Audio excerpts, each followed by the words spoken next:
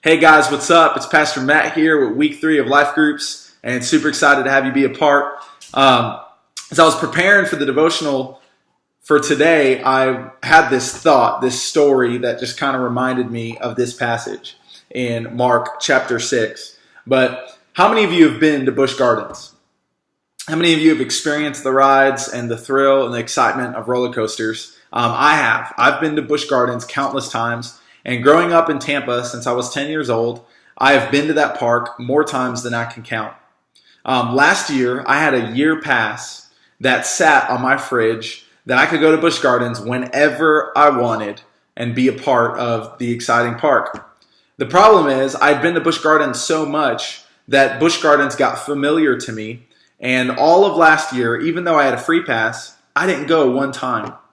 And it's because Busch Gardens is a familiar park. It's not exciting like it used to be. The rides aren't as thrilling as they used to be. And my time just got consumed. And as I was reading through Mark 6, we're going to be talking about a story where Jesus is actually going back to his hometown. And he's going back and he's been doing these miracles. He's been doing these signs and wonders. People are getting healed. I mean, miraculous things are happening. But when Jesus shows up in his hometown, something happens with familiarity. The people of his town began to talk amongst themselves and realize, is this not Jesus? Don't we know his mom? Don't we know who his dad is? Don't we know that that's his brothers and his sisters, that these are his family? Don't we know this guy Jesus? Wasn't this the little kid that we've always known? And now he's doing these great miracles and things. He proclaims himself to be a rabbi and a famous teacher. So familiarity breaks out in Jesus' hometown. And in Mark chapter 6, it says this. It says that they took offense at him. They got offended that he would proclaim to be this teacher, that he would do these miracles. And then it says this. It says, Jesus marveled because of their unbelief, and he went about to other villages, and he did not do many miracles there, except for healing a few sick people. There was something about familiarity that Jesus was not able to move in his might and his power. He actually held back his might and his power because of the hometown, the people, the belief system in that area. He didn't do many things. He didn't do many miracles. And so my question for this week as we venture out for the next 3 weeks about faith is, what do you think about Jesus? What do you believe about Jesus? Is he something that's just become familiar?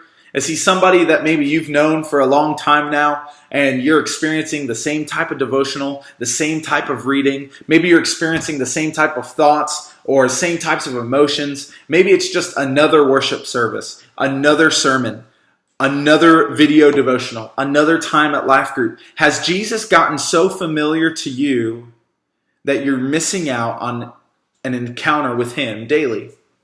I had an opportunity to encounter Busch Gardens. You have an opportunity to encounter Jesus. The only thing that hindered me from enjoying Busch Gardens last year was me. It was the thought that it'd be the same as it always was. And the truth is, the only thing that's hindering you from experiencing Jesus in great faith, in big ways, is you. It's what you're believing about him. Clearwater Beach was just recognized as the #1 beach in our country. When I saw that statistic, I thought, Clearwater Beach?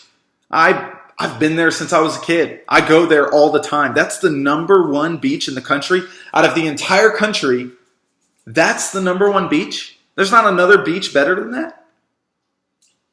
According to Travelocity, there's not.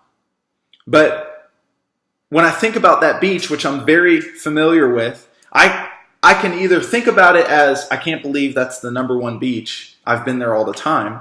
Or I can think about the experiences that I have in building sandcastles. The times I hung out with my friends, or playing volleyball or football, the time that I witnessed a massive fight break out during spring break. I mean, those are experiences that I had at the #1 beach in the country. What experience do you have with Jesus? What experiences are you having with Jesus? Because the truth is, if you are getting offended, if your belief is just becoming familiar and normal and dull, My prayer for you this week is that Jesus would open himself up to you in a new way, that you would encounter him in a miraculous way, and that your faith would be boosted for the weeks to come. And so, man, I'm excited to hear the reports of what's going to happen this week.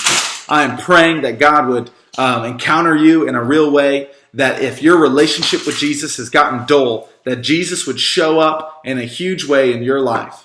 And so proclaiming that, excited to hear about it. Have a great week 3 for Life Groups. Love y'all.